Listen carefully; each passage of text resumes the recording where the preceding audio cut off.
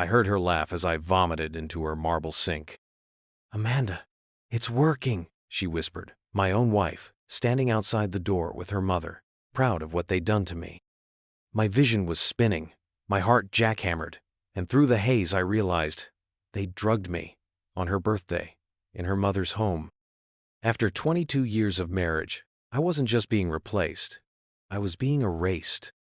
But here's what Helen didn't know. I see patterns for a living. And the next time she spiked a glass, I switched it. With her husband's.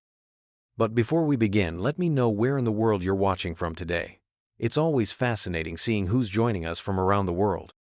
My name is Daniel White, and I'm 50 years old.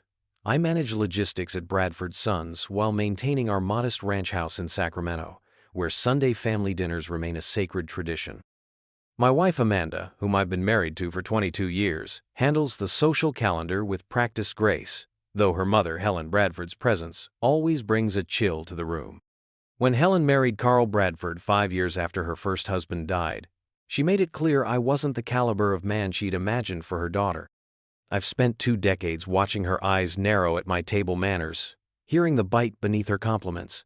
Now, with partnership at the firm within reach, my shoulders have finally started to unknot. But at Amanda's last birthday dinner, I caught something predatory in Helen's smile, a gleam that made my jaw clench. What she doesn't know is that I catalog patterns for a living. But let me start from the beginning. It was Amanda's 48th birthday when everything changed.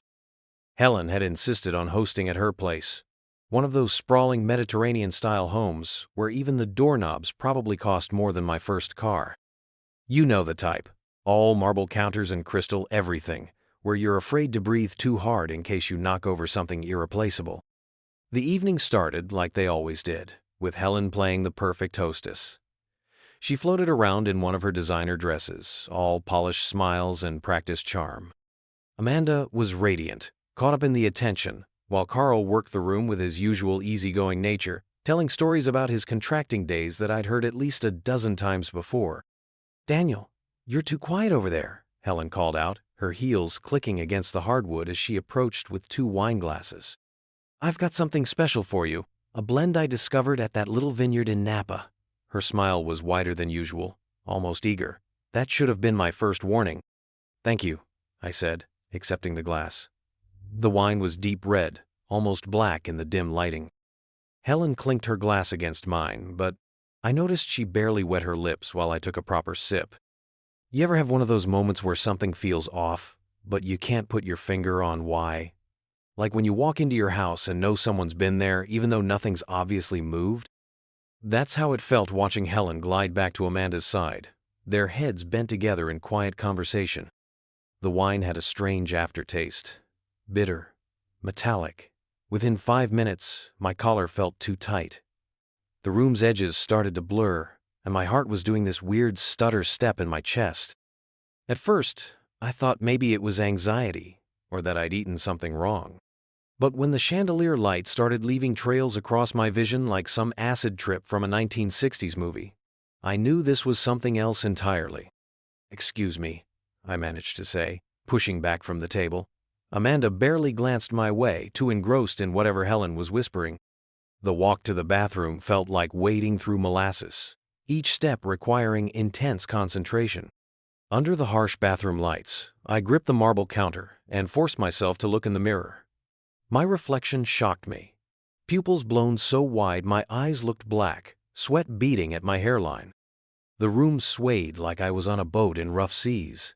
That's when I heard them in the hallway, voices drifting through the crack under the door. "It's working," Amanda whispered. There was something in her tone I'd never heard before. Satisfaction, maybe? Or relief? Helen's response was too low to catch, but their footsteps moved away, leaving me alone with my racing thoughts and the cold certainty that my own wife was in on whatever this was. I splashed water on my face, trying to clear my head.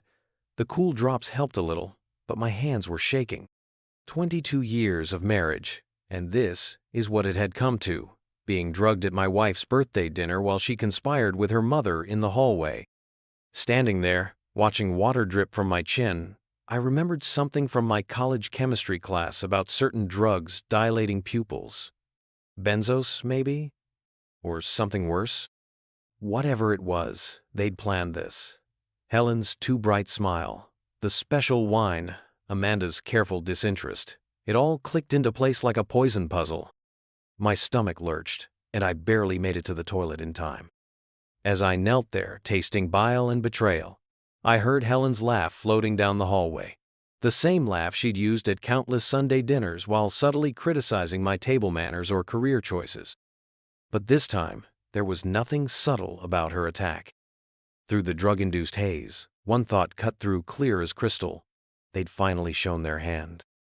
After years of subtle digs and passive-aggressive jabs, Helen had escalated to something criminal.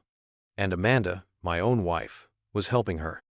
I stayed in that bathroom, forehead pressed against the cool porcelain, while my world spun and shifted. Everything I thought I knew about my marriage was unraveling like a cheap sweater, and I couldn't tell which way was up anymore. Still bracing myself against the bathroom wall, I edged toward the hallway. The drug was hitting harder now. My legs felt like rubber, and the wallpaper patterns were doing this weird dance. But I needed to hear more, to understand what the hell was happening in my own family. That's when I caught their voices again, clearer this time. They must have moved closer to the bathroom, probably checking if I was still inside. "It's working," Amanda said, her voice stripped of any warmth I'd known for 22 years. Just cold, clinical interest. Like she was discussing a science experiment instead of drugging her husband. Helen's low chuckle made my skin crawl. Perfect timing, really. With that partnership announcement coming up, the rest of her words faded as they moved away, but the implication was clear enough. You know that moment when you realize everything you thought you knew was wrong? When your whole world shifts sideways and suddenly all those little oddities from the past click into place? Yeah. That hit me like a freight train right there in that dimly lit hallway. I steadied myself against the wall, my mind racing despite the fog. They wanted me incapacitated, probably hoping I'd make a scene, embarrass myself, wreck my chances at the partnership. But why? What did Helen gain from destroying my career? The room tilted sharply, and I knew I couldn't stay upright much longer. Whatever they'd given me was strong, and fighting it was becoming impossible. But maybe I didn't have to fight it. I stumbled back toward the living room, letting the drug's effects show fully now. My feet dragged, my coordination shot. Carl looked up first, his forehead creasing with concern behind those wire-rimmed glasses. "Daniel? You all right there, son?" I didn't answer. Instead, I let my knees buckle, timing my fall just right to avoid cracking my skull on the coffee table. The carpet rushed up to meet me, and I went completely limp. The reaction was immediate. Helen's sharp gasp cut through the room. "Oh my God!" "Daniel!" Amanda's voice held panic now, real or fake. I couldn't tell anymore. Footsteps rushed toward me. Carl's weathered hands rolled me onto my back. He's breathing, but his pulse is racing. "Helen, call an ambulance." I kept my eyes unfocused, letting just enough tension go from my muscles to seem genuinely unconscious. Through slitted eyes, I watched the scene unfold. Helen hovering with her phone, putting on a show of concern while her eyes darted nervously to Amanda. My wife kneeling beside me, touching my face with trembling fingers. But was she trembling from fear or guilt? "The ambulance is on its way," Helen announced, her voice pitched high with false worry. "Should we try to wake him?" Carl's solid presence stayed right beside me, his hand steady on my shoulder. "Better let him be. Could be his heart." "No," I mumbled, making it sound slurred. "No hospital. Just need sleep." "Daniel?" Amanda's face swam into view. "Baby, what happened?" I forced my eyes open, playing up the confusion. "Dizzy. Tired. Please. Just want to go home." "But—" Helen started to protest. But Carl cut her off. "If that's what he wants, we should respect it. Amanda, you drive him home. I'll follow in my car to make sure you both get there safely." I let them help me up, leaning heavily on Carl while shooting down Helen's increasingly insistent suggestions about the emergency room. The whole time, I kept catching these little looks between my wife and her mother. Quick, worried glances that said more than words ever could. That night, I lay in our bed, listening to Amanda's steady breathing beside me. The drug was wearing off, leaving behind a hollow clarity that hurt worse than any physical pain. 22 years of marriage. All those Sunday dinners, holiday celebrations, shared dreams, had any of it been real? Or had I just been too blind to see the truth? The ceiling fan spun lazy circles above me, and with each rotation, a new question surfaced. How long had they been planning this? What else had they done that I'd missed? And most importantly, what were they planning to do next? But as my racing thoughts began to slow, something else started taking shape in my mind. A way to turn their little scheme back on them. Because here's the thing about people who think they're cleverer than everyone else. They never expect their targets to be watching just as carefully as they are. The morning sun felt wrong somehow, too bright and ordinary for a world that had completely shifted. I sat at our kitchen counter, nursing my third cup of coffee, while Amanda got ready for her yoga class, like nothing had happened, like she hadn't helped drug her own husband the night before. You know that feeling when you start going through old memories with new eyes? Every interaction suddenly gets this whole different meaning. I remembered Helen's tight smile when I announced the potential partnership last month. "Oh, how promising," she'd said, drawing out that pause just long enough to sting. At the time, I'd brushed it off as her usual condescension. Now I saw the wheels turning behind those calculating eyes. Amanda breezed through, dropping a quick kiss on my cheek. "How are you feeling, honey? Still dizzy?" My stomach clenched at her touch, but I kept my face neutral. "Better. Just tired. Maybe you should see Dr. Matthews?" Her concern sounded genuine enough to make me doubt myself for a split second. Then I remembered her voice in the hallway. "It's working." "I'll be fine," I said, watching her gather her yoga mat and keys. "Just need rest." The moment she left, I pulled out my phone and started making notes. The partnership announcement was scheduled for next Friday. Helen's timing wasn't random. She wanted me gone before then. But why? The position meant more money, more stability. Unless that was exactly what she didn't want. Remember those old Polaroid cameras? How the image would slowly develop and sharpen? That's how the truth came into focus. Helen had always painted me as the unambitious one, the safe choice Amanda had settled for. My success would destroy that narrative. Worse, it would give me real standing in the family, maybe even some influence over Amanda.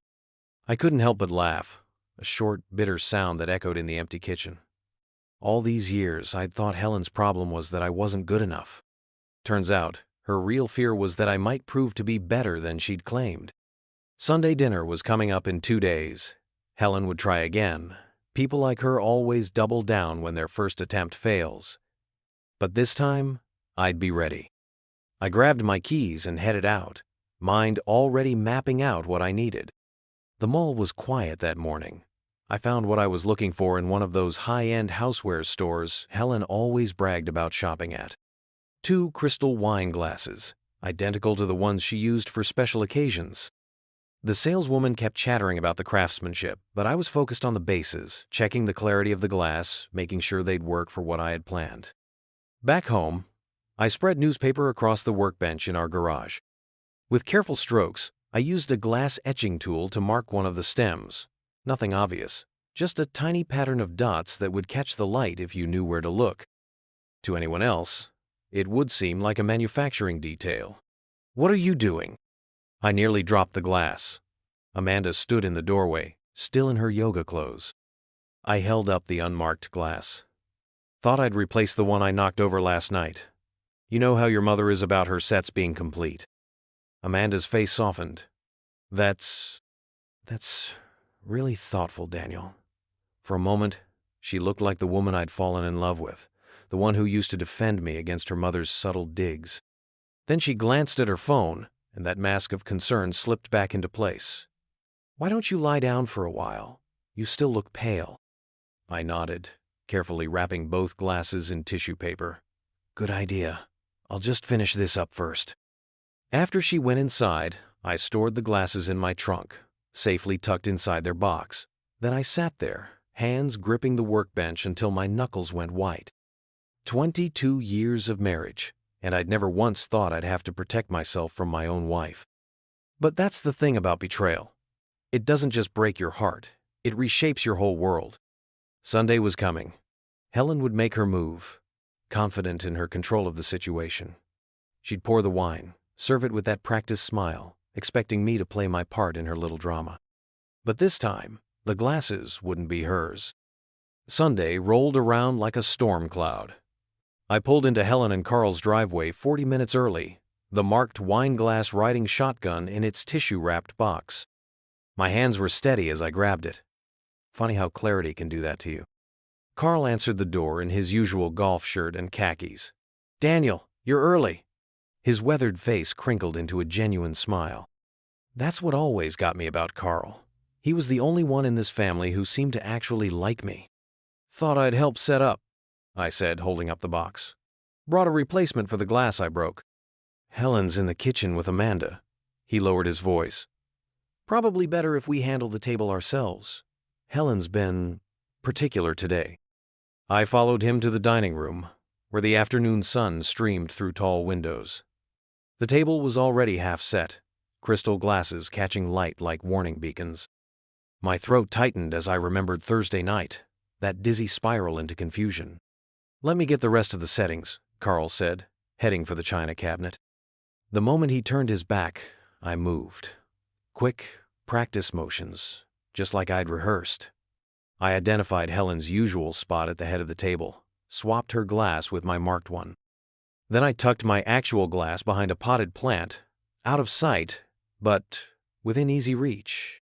"Found them," Carl called out, returning with a stack of plates. "Helen insists on the blue-rimmed ones for Sunday dinner." We worked in comfortable silence, arranging place settings with the precision Helen demanded. Every few minutes, her voice carried from the kitchen, sharp with false brightness as she directed Amanda's cooking. The sound made my skin crawl. "You feeling better?" Carl asked suddenly. "After Thursday, I mean. Had us worried there." I met his concerned gaze and felt a twinge of guilt. Carl was about to become collateral damage in this war he didn't even know existed. But I couldn't see another way. "Much better," I lied. "Must have been something I ate." Helen swept in then, Amanda trailing behind her. "Daniel, you're early." Her tone suggested this was somehow inappropriate. She wore one of her designer dresses, pearls gleaming at her throat like armor. "Just helping Carl with the table," I said, watching her eyes dart to the place settings, checking for imperfections. "How thoughtful." She smiled, that razor smile of hers. "Amanda, dear, help me with the wine." I pretended to adjust a napkin while tracking Helen's movements. She returned with the same bottle of red she'd served Thursday night, that special blend that had sent my world spinning. Amanda followed with a basket of bread, her face carefully blank. We took our seats, Helen at the head, Carl to her right, Amanda and me across from each other. My marked glass sat innocently before Helen, catching the light just so. My real glass waited behind the plant, ready. Helen raised her glass. "To family," she announced, with all the warmth of a snake sunning itself on a rock. "And to fresh starts." That was my cue. As Helen turned to beam at Amanda, I made my move. One smooth motion, practiced 100 times in my head. I switched my glass with Carl's. Nobody noticed. Nobody ever noticed what I did. That had always been Helen's blind spot. We drank. The wine was rich, heavy with tannins that could mask almost anything. I pretended to sip while watching Carl drain half his glass. Helen's eyes flickered between Amanda and me, anticipating something. My collapse? A scene? I gave her nothing but polite small talk about the weather. 5 minutes passed, then 10. Carl was telling one of his contractor stories, something about a difficult client who'd wanted their bathroom tiles arranged in a Fibonacci sequence. Helen kept glancing at me, her smile growing strained. "Actually," Carl said, standing up, "I'd like to make a toast of my own." He raised his glass, swaying slightly. "To my beautiful wife, who—" The glass slipped from his fingers. His eyes went wide, pupils suddenly massive in the dying sunlight. He grabbed the table edge, knocking over a water glass. "Carl?" Helen's voice cracked with genuine alarm. He tried to speak, but only managed a gurgle. Then his legs gave out, and Carl Bradford, retired contractor, devoted husband, and innocent bystander, crashed face first into his plate of pasta primavera. Amanda screamed. Helen leaped up, hands fluttering uselessly. "Carl! Carl, can you hear me?" I reached for my phone, already dialing 991. My hands were still perfectly steady. Chaos erupted around Carl's limp form. Amanda's scream pierced the air like breaking glass, and Helen's composure shattered. She grabbed Carl's shoulders, shaking him with trembling hands. "Carl! Wake up! Someone help him!" I kept my voice steady as I dialed 911. "Yes, we need an ambulance," I said, holding my phone in one hand while discreetly recording the scene with my backup phone in my jacket pocket. Elderly male. Sudden collapse. Unresponsive, but breathing. I rattled off Helen's address, watching her mascara start to run. "What happened?" Amanda hovered nearby, wringing her hands. "Dad was fine just a minute ago." Helen's head snapped up. "It must be his blood pressure medication." "Carl?" She patted his cheek, leaving smears of sauce on his skin. "Carl, darling, can you hear me?" I stepped closer, making sure my phone caught everything. "The dispatcher wants to know if he's taken any medications today." Just his usual pills this morning," Helen's voice wavered. "This has never happened before." The next 20 minutes moved in slow motion. Paramedics arrived, their questions sharp and professional. I noticed one of them sniffing Carl's wine glass, frowning. When they mentioned taking him to the ER for testing, I spoke up. "They should check for everything," I said, catching the lead paramedic's eye. "Better safe than sorry, right?" Helen shot me a look that could freeze hell. "Of course they'll run tests, Daniel. We don't need your input." But I'd planted the seed. The paramedic nodded, making a note on his clipboard. The drive to Sacramento General felt endless. I followed the ambulance in my car, watching Helen and Amanda huddled together in Helen's Mercedes behind me. The emergency room intake was a blur of forms and questions. Helen tried taking charge, but her usual authority fell flat against hospital protocol. They wheeled Carl away for tests, leaving us in the waiting room. Hours crawled by. Helen paced in her heels, makeup completely ruined now. Amanda sat rigid in a plastic chair, staring at nothing. I nursed a terrible coffee and waited. "Family of Carl Bradford?" We all looked up. A nurse in blue scrubs stood in the doorway, clipboard in hand. Helen rushed over. "I'm his wife. How is he?" "Mr. Bradford is stable," the nurse said. "But we found something concerning in his blood work. He has elevated levels of benzodiazepines in his system." "Benzo? What?" Helen's face went chalk white. "Benzodiazepines," the nurse repeated. "They're a class of sedative drugs. Given the levels we found, this wasn't from normal medication. Does Mr. Bradford have a prescription for any anxiety medications?" "No," Helen said quickly. "Nothing like that. There must be some mistake." I cleared my throat. Could it have been something in his food or drink? The nurse's expression sharpened.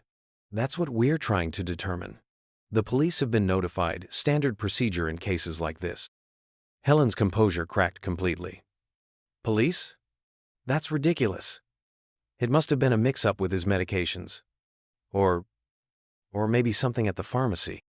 "They'll want to talk to everyone who was present," the nurse continued. "For now, Mr. Bradford needs rest. One visitor at a time, family only." Helen practically ran for Carl's room. Amanda trailed after her, then paused in the doorway. "Daniel, are you coming?" I shook my head. "I'll wait here. Give Carl some space." Once they disappeared, I sank back into my chair and closed my eyes. Behind my eyelids, I could still see Helen's face when the nurse said benzodiazepines, that flash of raw panic before she tried to explain it away. The same drug that had been in my system Thursday night, though she didn't know I'd figured that out. I thought about the video on my phone, Helen's desperate attempts to revive Carl, her masks slipping one by one. The evidence was building, but this was just the beginning. A police officer appeared in the waiting room, notebook in hand. "Mr. Mercer, I'd like to ask you a few questions about tonight's events." I straightened up, arranging my face into concerned confusion. "Of course, officer. I'll tell you everything I saw." The morning after Carl's collapse, my phone buzzed with a text from an unknown number. "Mr. Mercer, this is Margaret from First Presbyterian. Could we meet? Privately?" I knew Margaret. She'd been in Helen's bridge club for years. Sweet lady, always brought those butter cookies to church functions that'd melt right on your tongue. But I'd never seen her look as nervous as she did when we met at Starbucks that afternoon. "I should have said something years ago," she whispered, clutching her cup like a shield. "But Helen, she has ways of making things disappear." My coffee went cold as Margaret told her story. 3 years back, she'd hosted Helen for afternoon tea. Halfway through, Margaret felt dizzy, confused. She woke up hours later with no memory of the afternoon and found her grandmother's antique brooch missing. When she confronted Helen, there were tears, denials, then subtle threats about Margaret's son's college recommendation letters. "The police found benzos in my system," Margaret said, hands trembling. "But Helen said I must have mixed up my medications, made me doubt myself. And then, suddenly, my son got into Stanford early admission. I recorded everything on my phone with her permission." "Has she done this to anyone else?" Margaret's eyes darted around the cafe. "Talk to Linda Peterson. She moved to Oregon after, well, just talk to her." It took me 2 days to track down Linda. When I finally reached her by phone, the story poured out. Another drugged tea party. Another missing heirloom. Another convenient explanation. But Linda had pressed charges, only to have them mysteriously dropped when her husband suddenly landed a dream job in Portland. "I always wondered if I imagined it all," Linda said, her voice crackling over the line. "Until I heard about Carl." I created a secure folder on my laptop, filling it methodically. Margaret's statement, Linda's email confession, screenshots of old Facebook posts where Helen had subtly threatened other church members. The pattern was clear as crystal. Helen had been playing this game for years, using drugs and manipulation to maintain her perfect image. Amanda noticed my late nights at the computer, but didn't ask questions. She'd grown distant, spending more time at her mother's house, helping with Carl. But I caught her watching me sometimes, her expression torn between doubt and denial. You know that look people get when their whole world's shifting, but they're too proud to admit it? That was Amanda's face every morning at breakfast. One evening, she left her phone on the kitchen counter while she showered. A text from Helen lit up the screen. "He's getting suspicious. We need to move faster." My stomach clenched, but I didn't touch the phone. Didn't need to. Amanda's response was right there. "I can't do this anymore, Mom. What if someone finds out?" The shower kept running upstairs. I snapped a quick photo of the exchange with my own phone, then stepped away. Let Amanda keep thinking she was hiding her doubts. Every crack in her loyalty to Helen was another piece of evidence in my growing file. 3 more people came forward that week. A former neighbor who'd accidentally overdosed on sleeping pills before a charity board election that Helen won. A church secretary who'd been forced into early retirement after mixing up her medications during a financial audit. Each story added another layer, another witness to Helen's web of control. I kept everything organized, dated, backed up to the cloud, but I didn't confront Amanda, didn't tip my hand to Helen. Just watched and waited as cracks spread through their carefully maintained facade. At Sunday service, Helen still played the devoted wife, fussing over Carl in his wheelchair. But I noticed how the other women shifted away when she approached. How conversations died when she entered the fellowship hall. The whispers were spreading, and Helen's kingdom was starting to crumble. Amanda still sat beside her mother, spine straight as ever. But her eyes kept drifting to the exit doors, like someone mapping escape routes. She was trapped between loyalty and truth, and I recognized that haunted look. I'd seen it in Margaret's eyes, in Linda's voice. The look of someone realizing they'd been playing a rigged game all along. I spent a full day organizing everything. You ever build a case so solid it almost hurts to look at? That's what this was. Every statement, every screenshot, every whispered confession, I laid them out like dominoes, ready to fall. The rehabilitation center where Carl was recovering looked more like a fancy hotel than a medical facility. Polished wood floors, artwork on the walls, the works. But you couldn't miss the medical equipment tucked away in corners, or the nurses moving efficiently between rooms. I found Carl in the garden courtyard, parked in a wheelchair near a small fountain. Daniel? He looked up from his newspaper, squinting through those wire-rimmed glasses. Didn't expect to see you here. I pulled up a chair beside him. How are you feeling? Better. He folded the paper carefully, movements still a bit shaky. Physical therapy's helping. Doctor says I can go home next week. The manila folder in my hands felt heavy. I'd debated this moment for days, whether to show him, how much to reveal. But looking at Carl now, I saw something familiar in his eyes. That same quiet calculation I'd learned over years of logistics work. He wasn't just Helen's husband anymore. He was a man who'd been betrayed. I need to show you something, I said, opening the folder. And I want you to know, I waited until you were stronger because this isn't easy to see. I started with Margaret's statement, then Linda's email. Carl's hands trembled slightly as he read, but his jaw tightened with each page. When he reached the screenshots of Helen's threats to other church members, he stopped. How long have you been collecting these? Since your accident. I handed him the photos from that night, blurry shots of him collapsed at the table, Helen's panicked face, Amanda's frozen expression. But Helen's been playing this game for years. Carl's breathing grew heavier as he flipped through the evidence. 22 years of marriage to Helen, all unraveling in his hands. Remember that moment when you realize everything you thought you knew was built on sand? That's what I saw crossing his face. Then I showed him the group text, the one Helen sent Amanda right after my drugging. It worked perfectly. He'll be discredited before the partnership announcement. No one will believe him now. Amanda's response made Carl's hand clench around the folder. Are you sure this is necessary, Mom? Helen. Trust me, darling. Sometimes we have to remove the weeds to protect our garden. The paper crumpled in Carl's grip. He stared at the fountain, but I don't think he was seeing it. I thought, his voice cracked. I thought it was just confusion with my medications, Helen said. She's been saying a lot of things, I said quietly. To a lot of people. Carl's shoulders straightened, just a fraction, but I noticed. The same way I noticed how his thumb rubbed against his wedding ring, like it suddenly felt foreign. Why are you showing me this? He asked, but his tone told me he already knew. Because you deserve the truth, and because you're the only one Helen can't silence or manipulate anymore, not after what she did to you. He nodded slowly, methodically straightening the crumpled pages. His hands had stopped shaking. Leave these with me, he said. I need to think. I stood up, recognizing the look of a man who needed space to rebuild his world from scratch. But before I turned to go, Carl spoke again. Daniel? Yeah? Thank you. His voice was different now, harder, clearer, for waiting until I could handle this, for doing it right.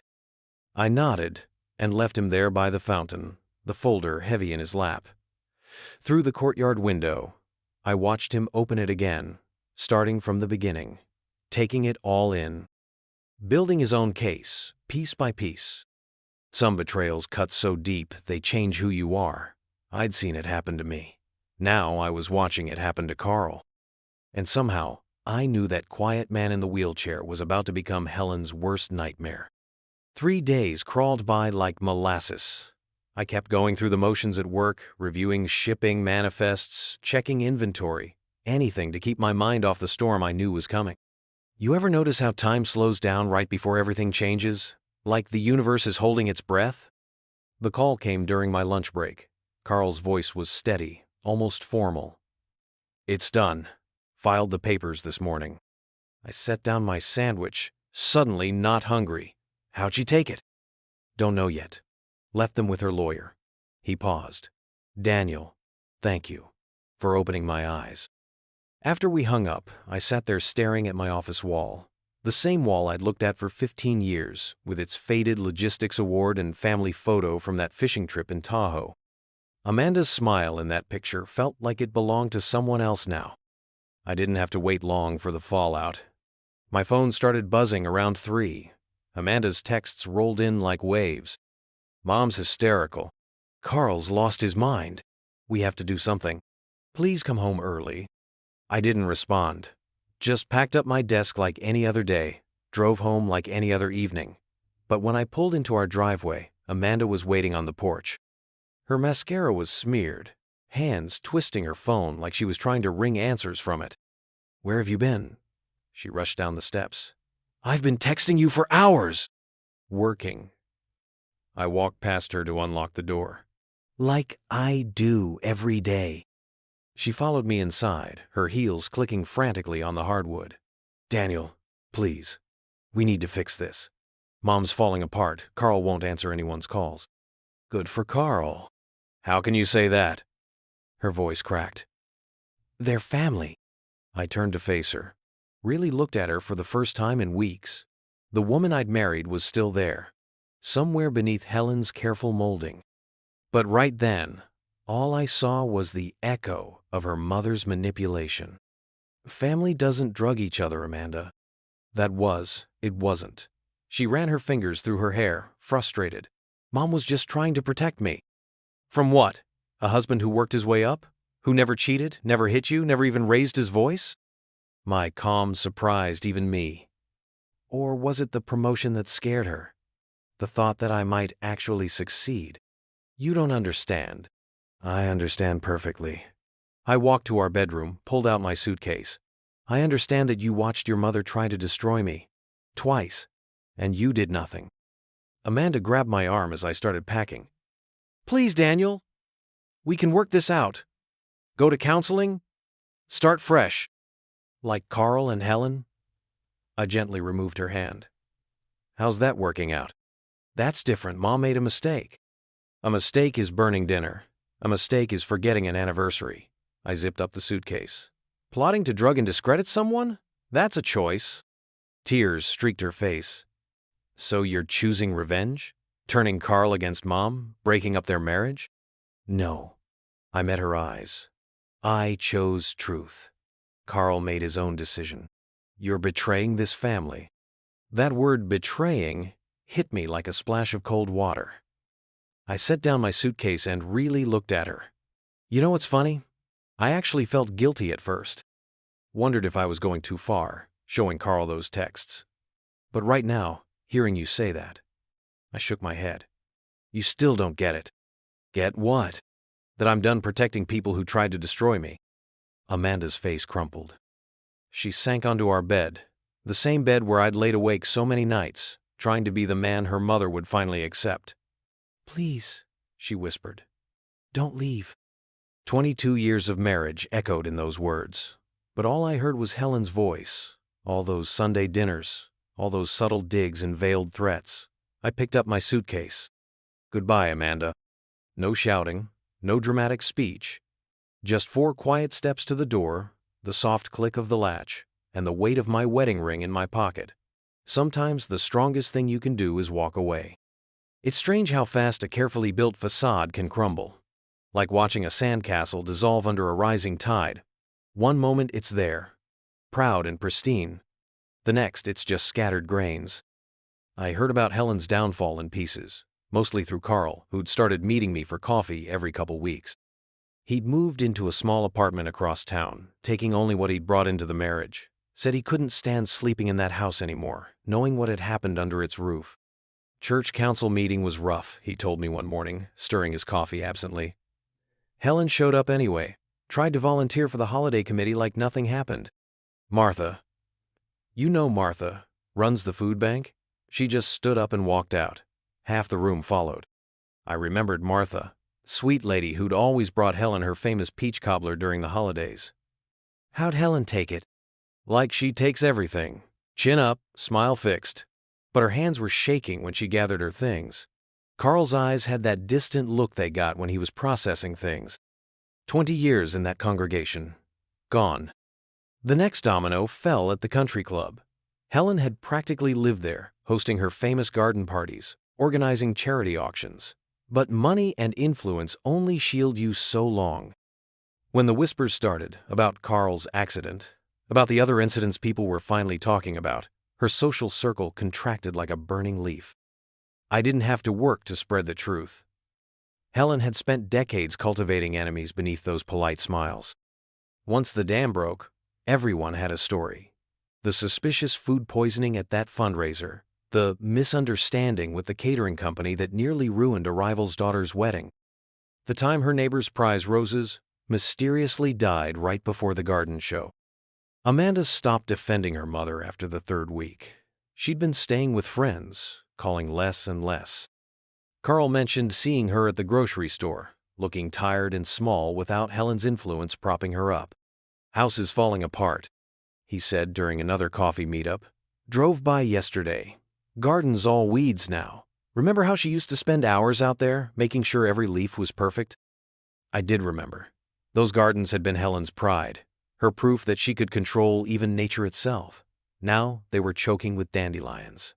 Somehow that felt right. The final blow came through the grapevine. Helen had tried hosting a small dinner party, inviting her last few loyal friends. Only one couple showed up. They left after 20 minutes, making excuses about a sick relative. Helen served the elaborate meal to empty chairs, perfectly arranged around her gleaming dining table. That image stuck with me. Helen Bradford, queen of her careful kingdom, sitting alone in that echoing house. No more Sunday dinners, no more garden parties, no more audience for her performances. I ran into her once, about a month after everything fell apart. It was at the pharmacy, of all places. She was in line ahead of me, and for a second, I didn't recognize her.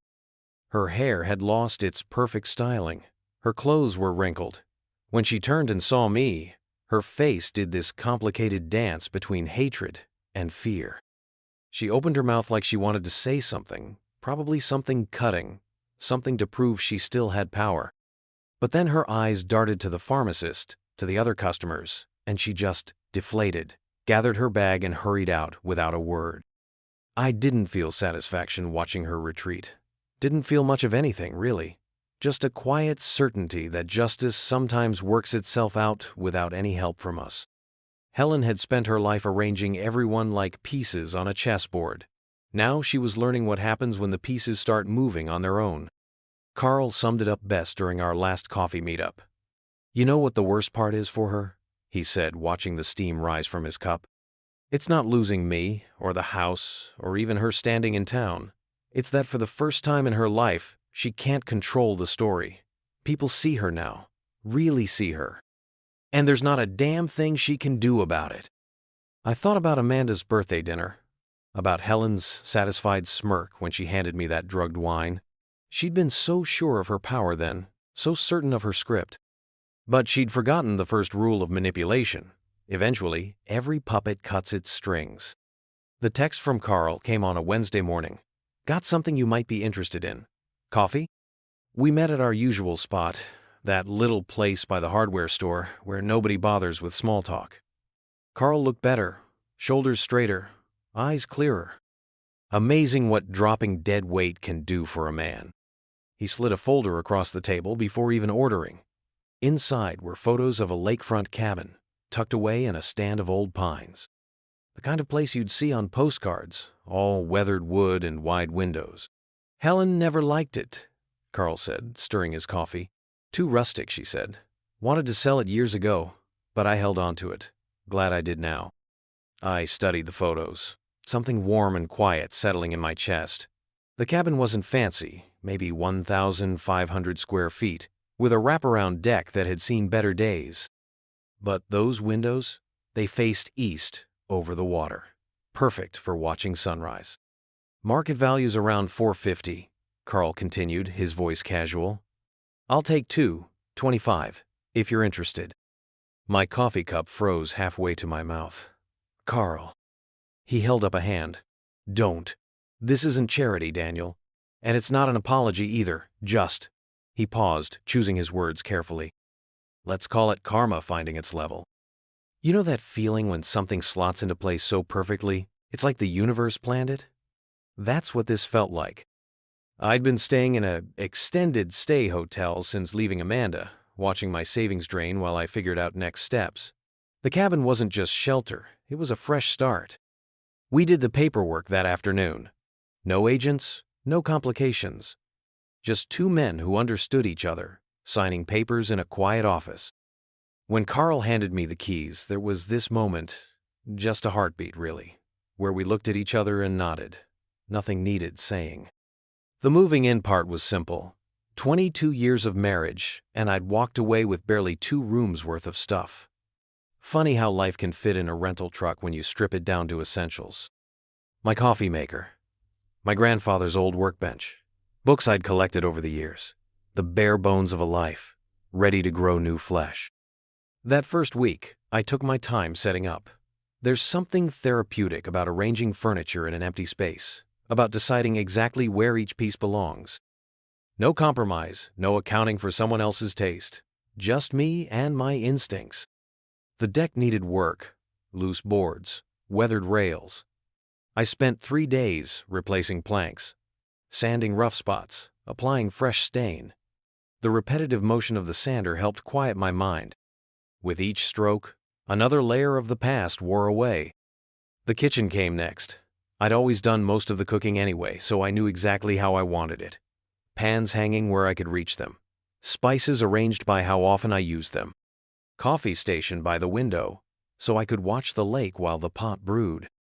Speaking of that view, I don't know if you've ever seen a lake at sunrise, but there's nothing quite like it. That first morning, I dragged an old Adirondack chair onto the deck and just sat there, watching light creep across the water, mist rising like breath, birds calling back and forth in their secret language. The coffee in my hands was just regular grocery store blend. No special additions, no hidden agenda, just honest caffeine, warming my palms. The neighbors were sparse but friendly. Nobody asked too many questions. Out here, people respect privacy like it's a religion. Old Frank next door brought over a basket of fresh eggs. Sarah, from 2 cabins down, stopped by with extra tomatoes from her garden. Simple gifts, offered without expectation. One evening, about a week after moving in, I found myself standing in the kitchen, chopping vegetables for dinner. Through the window, I could see the lake turning gold in the sunset. The knife moved steady under my hands, the familiar rhythm of blade against cutting board filling the quiet. And for the first time, in months, maybe years, I felt my shoulders fully relax. The cabin wasn't perfect. The hot water heater needed replacing, and there was a window in the guest room that stuck when it rained. But it was mine. Every creak in the floorboards, every view through those big windows, it all belonged to me in a way nothing had in a very long time. These days, my mornings have a different rhythm. I wake before sunrise, pad into the kitchen in my slippers, the kind Amanda used to hate, and start the coffee. It's the same brand Helen served at all those Sunday dinners, though now I buy the whole beans and grind them myself. Maybe that's petty, but there's something satisfying about taking back even the smallest things she tried to poison. You ever notice how memories have a way of shifting when you look at them from a different angle? Like that first drugged wine glass, I can see it now for what it was. Not just an attack, but a desperate move from someone who'd lost control. Helen had spent decades orchestrating her perfect family tableau, and there I was, about to become partner, rising above the station she'd assigned me. The lake helps with perspective. Every morning, I take my coffee out to the deck and watch the mist dance across the water. Sometimes it's thick enough to hide the far shore completely, like a blank canvas waiting to be filled. Other times it's just wisps, barely there, like the last traces of confusion clearing from my mind. I've got this mug, nothing fancy, just heavy ceramic that holds the heat well. But it's become part of my ritual, this solid weight in my hands while I watch the sun climb over the trees. The steam rising from it mingles with the lake mist, and I think about that night at Amanda's birthday, how the room had started spinning. How everything I thought I knew about my life turned out to be vapor and illusion. Frank from next door joins me some mornings. He's good company, knows when to talk, and when to let the silence do the work. Last week, he asked if I missed my old life. Parts of it, I told him, watching an osprey dive for breakfast. But not the parts you might think. I miss the certainty sometimes. The comfortable routine of believing I knew exactly who people were and where I stood with them. But that comfort was just another fog, wasn't it? Hiding the sharp edges underneath. The lake's teaching me about clarity. When the morning sun hits the water just right, you can see straight to the bottom near the shore. Every rock, every fallen branch, every detail laid bare. That's what I've got now, clear sight. No more squinting through the haze of other people's expectations. Some mornings when the mist is especially thick, I think about Amanda. Not with anger, that faded faster than I expected. Mostly, I wonder if she ever sees clearly now, or if she's still lost in her mother's fog. Last I heard, she'd moved to Seattle, trying to rebuild something of her own. Good for her, I suppose. We all have to find our way to shore eventually. The coffee helps. Funny how something so simple can become an anchor. Each morning, that first sip reminds me I'm here, present, in control of what goes into my body and my life. No special blends, no hidden ingredients, just honest coffee, doing exactly what it promises to do. I've started keeping a journal, something I never had time for before. Just observations mostly. The way light moves across the lake, the changing colors of the trees, the patterns of birds heading south for winter. Small things, but real, solid, true. This morning, a loon called across the water, its cry echoing off the far shore. I stood there, coffee warming my hands, and felt something settle in my chest. Not happiness exactly, though that comes more often these days. More like certainty. The kind that comes from knowing exactly where you stand and what you're made of. The mist is different every morning, but it always clears. That's something else the lakes taught me. No matter how thick the fog rolls in, the sun burns it away eventually. All you have to do is wait, stay steady, and trust your own eyes. I took another sip from my mug, chosen by me, filled by me, and watched the day emerge from the mist. The water caught the light like scattered diamonds, each ripple distinct and clear. No fog, no illusions, no carefully maintained appearances. Just the simple truth of morning on the lake, and me, finally awake enough to see it. The osprey's back this morning, circling above the glassy water. Nature's got a way of moving forward without dwelling on the past. I could learn something from that.